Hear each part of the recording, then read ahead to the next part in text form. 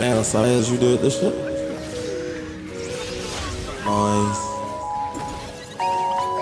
Yeah. Ooh. Today is my off day.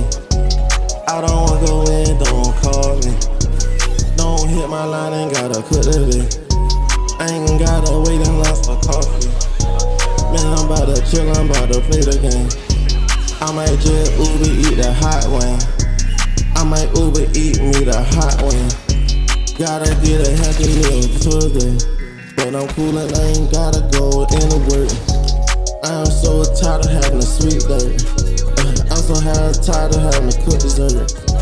I'm so damn tired of when my back hurt. Yeah, I'm so damn happy in my off day. I might just slide a massage inward. I might just Stay splendid, stay splendid. It's your boy Splendid Game at EGW, back today with another episode of Let's Talk Boruto. Ladies and gentlemen, it has been a long wait, a very long wait, and we're here now. I'm so happy we're here now. Like, first things first, I had to change up my format for how I'm doing these videos. I had to get a brand new PlayStation, and I lost my hard copy to Storm, so I made a Shinobi Striker character that kinda resembles future Boruto. So if y'all like the graphics going forward with this video, please leave a like, please leave a comment. You know, if y'all see a cool little combo or a cool little ultimate in this video, y'all go ahead and drop like an emoji or something for me and let me know, like, hey man, this junk is hard. But yes, Boruto 2 Blue Vortex, that is the name of it. So it's not even Boruto chapter 81 like we were all under the pretense of being. It is literally chapter 1. This is a whole new story, bro. So this is insane. First page, all we get is like, it's a color photo of Sarada standing in front of the Hokage office, and she's looking mad determined, yo. Like, first things first, I know a lot of people are like hating on her costume, saying, oh, they're over sexualizing her or whatever. Me personally, I don't look at this and feel any type of way. I just think it looks cool. You know, the color schemes with the black and the red, you know, color pages definitely help for the aesthetics, you know, help for the eyes, because some people, they can read but they can't picture stuff in their head.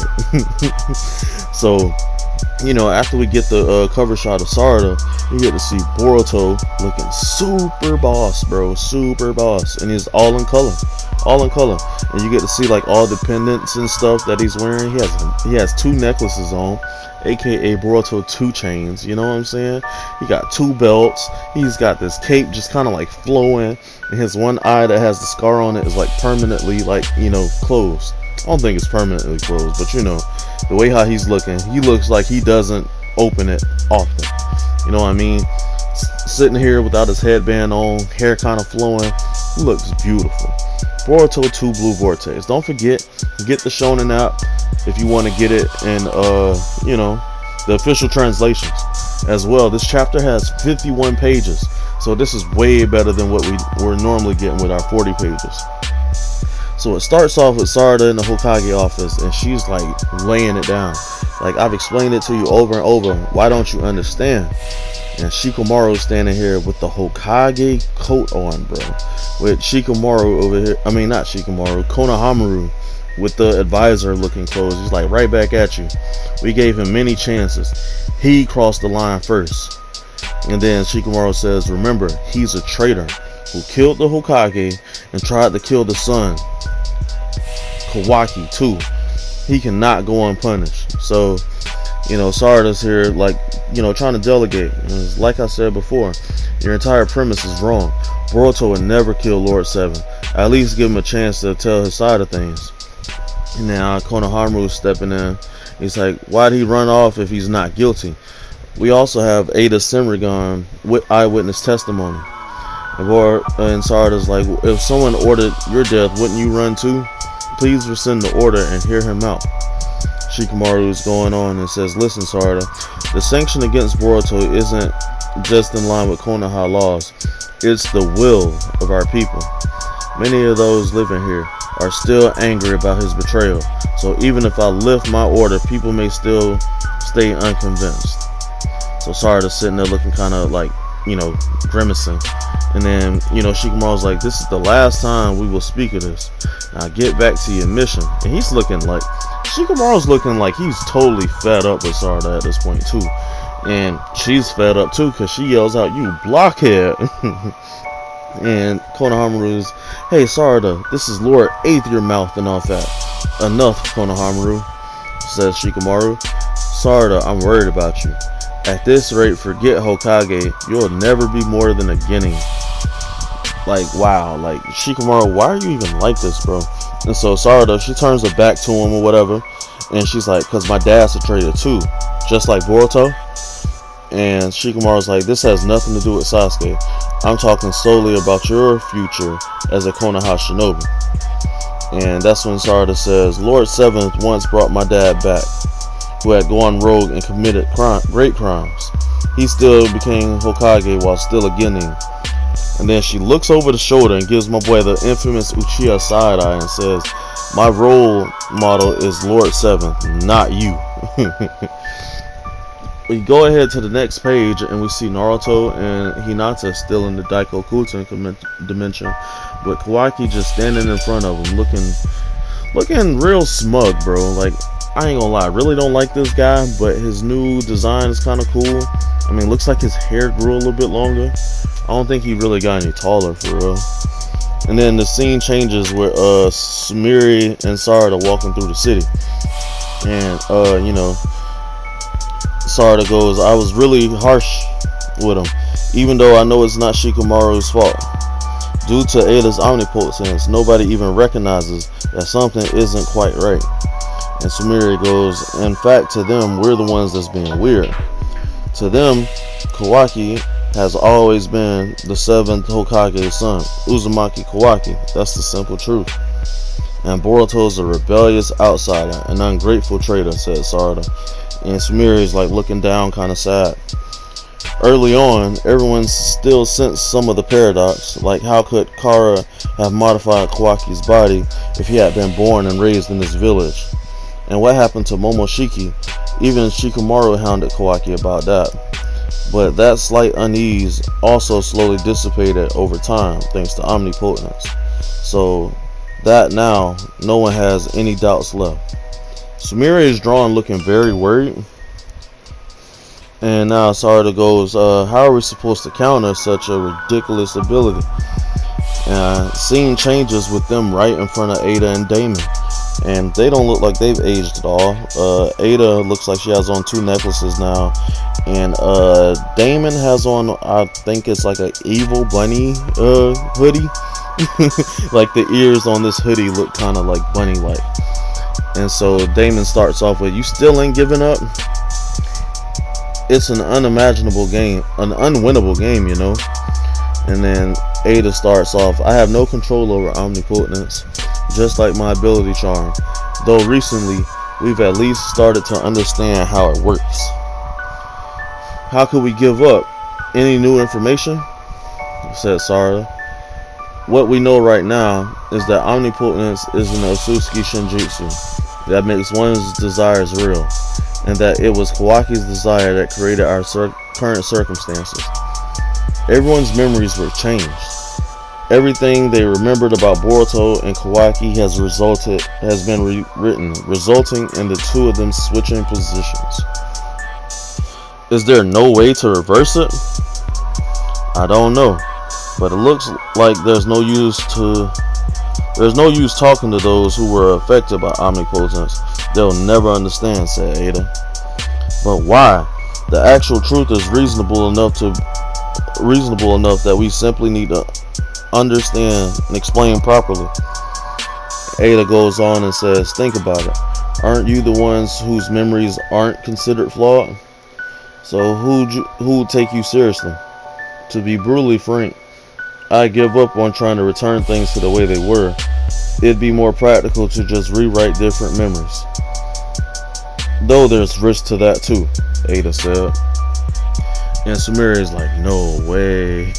And now Ada's giving them the side eye. It's like, in any case, I still find it mystifying how the two of you manage to retain your memories when you're not Otsutsuki. Now everybody's over here in the three-way deadlock stare down, and even Damon is looking like he's kind of glaring at them, like, you know, like, what's up, what's the deal? And Ada continues, both omnipotence and charm have no effect on Otsutsuki. They don't work on family members like Damon, but you two are neither. How are you able to retain your memories? Or more importantly, are you sure you're both really my captives? And now we get the scene of the flashback, because now Sarada and Sumire are sweating, and it's Shikamaru telling them to make sure they're not found out, especially by Damon. And Damon, he's still just sitting here just glaring this whole time, as we get all these flashback panels with Shikamaru telling them, you know, don't let them catch on. If he finds out, their life is going to be in danger, and it's going to be up to them to be able to take down Ada. And now Sumire, being the smart talker, smooth talker she is, says, oh please, we've told you over and over, Sarda and I, we're just putting up a front to hide our feelings. I mean, come on, no one can escape being charmed by you, right? And then Ada says, true, that's what I believe. And Sumire says, see? And now, like, you know, Sarda, she's side-eyeing looking at Damon, who's still side-eyeing looking back at both of them. And the scene changes to Kawaki standing out on the balcony with his like coat just like blowing in the wind. And Mitsuki pulls up. He's like, yo, cool your bloodthirst, Mitsuki. It's totally suffocating. And, you know, Mitsuki's like, I'm sure Boruto still wants to kill you. And he's in Suzuki just like you. So it's quite possible he's mastered the ability to erase his chakra signature. Kawaki says, if he comes here, I'll feel it right away. Even if he eludes the sensory unit, he can't trick me. You know that. Now, I just want to take a moment to pause and reflect on like Mitsuki's new character design. Pretty much, he's wearing like if you guys play Shinobi Strikers, you know the drift. But pretty much, it looks like the grown-up Gaara outfit that's black. It might be a different color once we actually get the color of it. But I mean, solid. Like, I'd fight in this if I was wearing that for sure. Now we get to the next page, and Mitsuki's like, I want to protect you. I will kill him. I swear it. And Kawaki says, sure, do as you please. Just quit following me around like some sick perv. It's annoying. And, you know, Mitsuki's like, but Kawaki, you're... And then that's when they get a radio transmission in. Kawaki, search squad here. We found claw marks outside the wall. And Kawaki's like, where? And he proceeds to start flying. They say east of the sector C. And Kawaki says, stay where you are, I'll be right there, and continues to fly over them. And now this is when I feel like Mitsuki's finally starting to break out of things, because he's sitting there staring, and he's like, you're the sun shining brightly upon my moon, aren't you, Kawaki? Man, he's looking pretty serious, I ain't gonna lie. Scene changes, and we get to see the young heiress of the Uzumaki clan, Himawari, proceeding to charge at Chocho with a flying kick. Chocho blocks it. Chocho's new design looks pretty cool. I mean, her hair looks a lot longer. They did make her a lot chubbier though. So, I mean, you could take that how you want to, but the design does look cool for sure. But, yeah, man, Himawari's going in, and she's putting in the work. You know, she did a kick, she dodged, proceeded to step on Chocho's hand and jump up in the air, threw some shurikens real cool at her.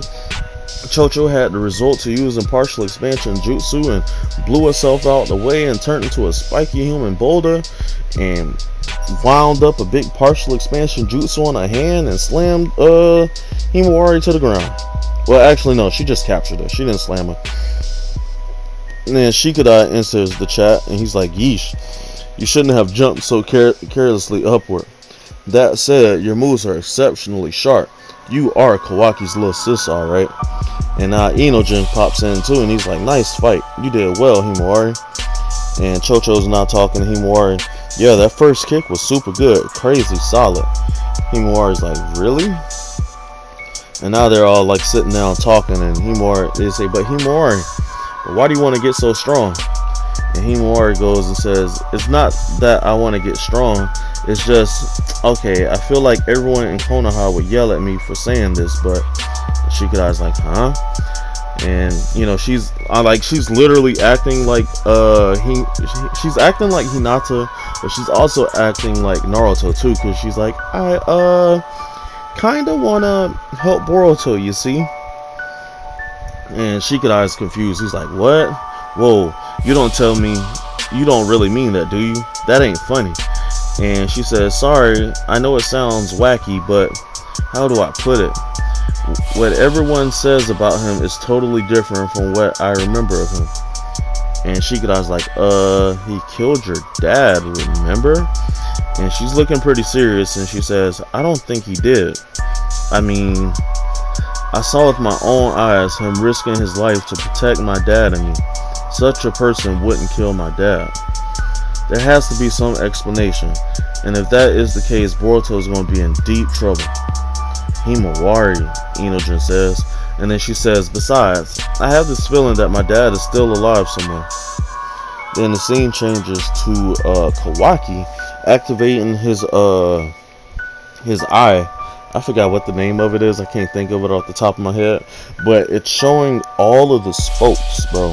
So my boy has totally upgraded himself and proceeded to shrink down a claw mark. And they say, good, that's the last of the claw marks around here. Thanks, Kawaki. But I don't get it. Why come so near so frequently but not attack? Especially when I hear he's got several thousand soldiers. And then the other, like, Konoha ninjas, like, he has an especially strong grudge against Boruto, right?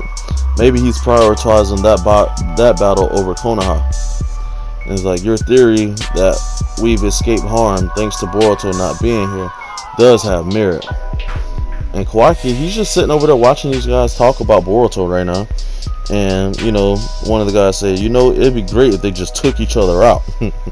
Kawaki says, you. And he proceeds to walk up to one of the ninjas. This dude's looking confused. He's like, hold still. He's like, hey, what the heck? Kawaki proceeds to rip the back of this guy's shirt off. If you guys know the little challenge that was going around on Instagram with the guy ripping people's shirts off, that's pretty much what he did, to reveal that there was a claw mark on the back of this guy's neck. And it's like a claw mark along the scruff of your neck. He proceeds to shrink it down. It's like, how long? You didn't notice anything? And the guy said, I had no idea. So now Shikamaru's talking with Kawaki. He's like, are there others? Kawaki says, we're going to look into that now. Tell everyone who's been on claw mark duty to gather in one place, and I'll shrink any that we find one by one. And Shikamaru's like, that bastard Code, what is he plotting? And Kawaki says, hurry up, Master Shika. It's all we can do right now. Now we get to see some villagers just like walking through. It's like, no, you must be exaggerating. It's legit. Plus, huh? What is this? And proceeds, one of the claw marks climbs out of one of these like people's like neck. And so now the sensory unit is like, oh, an unknown chakra detected. Who the heck is this guy? The claw grind proceeds to slap this fodder ninja, and the Konoha police force, they call for backup immediately. And they say, oh, don't tell me, they're everywhere, because we get to see like on the next alley, there's people like running them up. And so Konohamaru gets the word and he says, yes, understood. They say they seem to have emerged suddenly in multiple locations at the same time, and there are already casualties, including civilians. So Shikamaru says, start the evacuation of non-combatants. Have those who can fight rush to whoever's nearest. Why attack now after all this time? Cool, said Shikamaru, looking angry. And we got this claw grind standing in front of this lady that people on Twitter have been speculating to be Sakura. Y'all better start disrespecting Sakura, bro. She would have knocked these boys all the way to the end cloud. Stop it. Kawaki proceeds to pull up with his scientific arm, not the claw arm, but and tells the lady, run now, follow the shinobi's instructions. And you know, they say, don't push, please stay calm. And we get to see Sarada pulling through top speed in the high heels and proceed to dynamic entry, kick one of the claw grinds right in the chest. You know, she says, one of Chloe's claw grinds, but where'd it come from? And as she's like, you know, being observant, she notices another claw grind crawl out of the strap on one of the other one's face. And she's like thinking to herself, they can use each other like claw marks to travel between locations. And out of this new claw grind that just came out comes Code, standing in front of Sarada. And Sarada's like, cold. Cold now has a scar on his eye similar to Boruto, which is crazy. And he says, nice to finally meet you, Uchiha Sarada. And, she says, what do you want with Konoha? He says, I'm looking for Boruto. She says, he isn't here. He left like 3 years ago. Cole's like, I know. I've been chasing him for about 2 years now, and I'm tired. And she says, I told you he's not here. Go look somewhere else. And he said, oh, I wasn't clear. Let me rephrase. I've decided to stop looking. That's why I came here. I thought I'd have his former friends, toward whom he cares about, summon him. Starting with you. I hope you can scream real pretty so that it'll reach him. Like, Code, who are you and who made you think that saying this to Sarada Uchiha was okay? Because right as soon as he says that, we get to see this panel of a foot on this guy's face covering the scratch on his eye. And we get to see the Lord Boruto Uzumaki, the real one, standing on this man, making a pose more iconic than the freaking Jumpman. Yes, like if this man had Tim's, we'd be saying, I can't believe it's not butter on your face. Like, yes, Boruto did it. Sarada's looking confused as hell. Boruto, his cape is just flying in the air, covering his scarred eye. It says, it's kind of sick. Is that kind of sick thinking that creeps girls out? And Cole, he's looking mad with a foot on his face and proceeds to try to swing at Boruto, who just swishes out of there with so much easy finesse. And Kawaki, now he's looking like he's having memories of Jigen again, because once he notices that Boruto is there, he kind of panics a little bit. And then the sensor unit, like chakra data matches, is Boruto. It looks like he infiltrated suddenly from the sky, right above Code's position. We get to see Ada with her Senrigan just sitting there staring, and Sumire, from where she is, she's looking over a balcony. She's like, Boruto. Shikamaru gives the word. He says, listen up, all fighters, you are to prioritize confronting Code and his claw grinds, but keep an eye on Boruto's movements and try to figure out his plan. Yes, sir. We get to see this nice cool panel with Boruto, who's like, he's grown like so much taller. I mean, his boot slick got kind of heels on him, so that's why it's even crazier. He put them jumps on Code's face. But my boy's gotten taller. His hands look bigger. Like, my boy looks like, he looks almost like a brand new person, man. And then we get the last panel of this chapter, with Code sitting there with freaking Boruto's boot dust on his face. And Kawaki's sitting there and says, oh, you finally shown yourself, Boruto. And Boruto, with the one eye that is open, has the freaking death stare of the freaking Reaper of Death Seal. What do we take from this chapter, ladies and gentlemen? First things first, man. Shout out Masashi Kishimoto. Shout out to, I think the authors, the artist name is Ikimoto. These designs and everything are like wonderful, man. They're wonderful. I remember when Boruto chapter first came out, Boruto 1 first came out, and everybody was hating, like, oh man, everybody looks so circular, da da da. Like, man, the art style has totally changed. The art style is wonderful. So all y'all that's like, oh, I want to watch the anime, bro, read the manga, bro. Because the anime, yes, it is cool, but it's not going to do as much justice as actually looking at these panels and looking at the chapters. Second thing we take from this, Shikamaru as 8th Hokage. I have a plan to do a whole separate video on my thoughts of Shikamaru being the Hokage. You know what I'm saying? So I'm not going to divulge too much into this. I just will say, Shikamaru, I'm not trusting you right now either, bro. Like, I'm glad that somebody that, we know from the original series is holding that chair.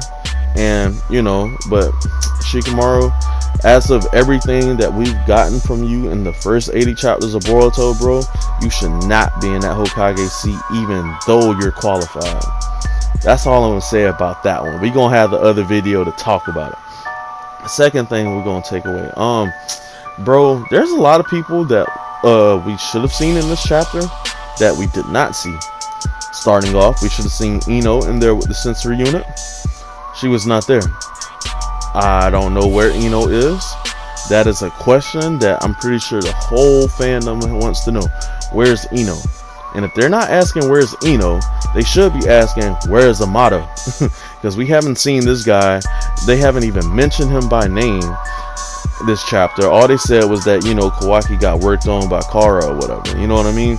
So that's the second thing. Where's Amato? Where's Ino? Where's Amato?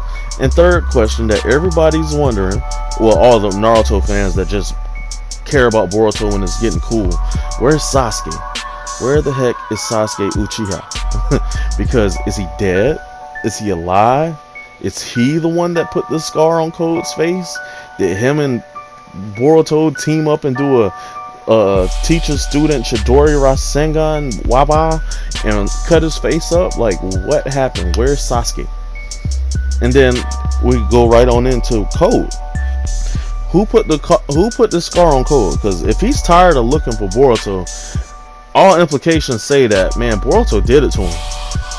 Boruto did it to him, beat this man behind, dog walked him, and that's why he's so tired.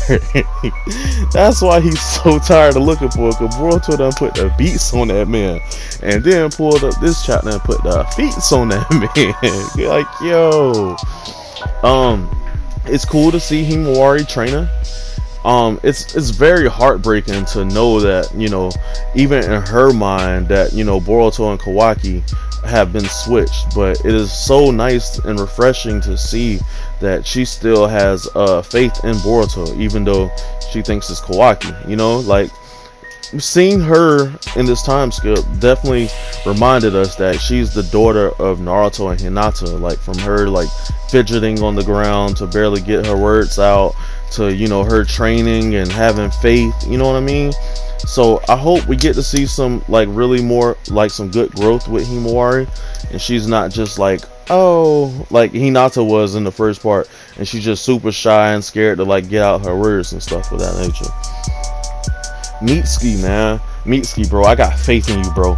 I got faith in you, man. You from the original Team 7 of this new generation, bro. I got faith in you that you can come to your senses and come through and put the beats on Kawaki. Or if not, you know, die for Boruto. Because you the moon to his son, bro. Like, I hate to see Mitsuki in this situation, being with, like, seeing him with Kawaki right now is like seeing an abusive relationship, bro. Because Kawaki don't even want, like, Mitsuki around him. But if you watch the Boruto anime, you know, like, Mitsuki was always around Boruto, always watching Boruto, because he wanted to be in the knowings of, like, whatever Boruto was doing. So, like, I hope Mitsuki shakes out of this for sure. Sarada, I can't wait till you, like, prove yourself, because I already know it's coming for you. You striving to be the next Hokage. You did. But this is all I have for Let's Talk Boruto. Y'all, please like, please subscribe, please leave a comment. Tell me what y'all think about the chapter. What's your favorite part? What's your downside, your least favorite part to this chapter? I'll be back with that Shikamaru video. You dig? Bye. Splendid Gamer out.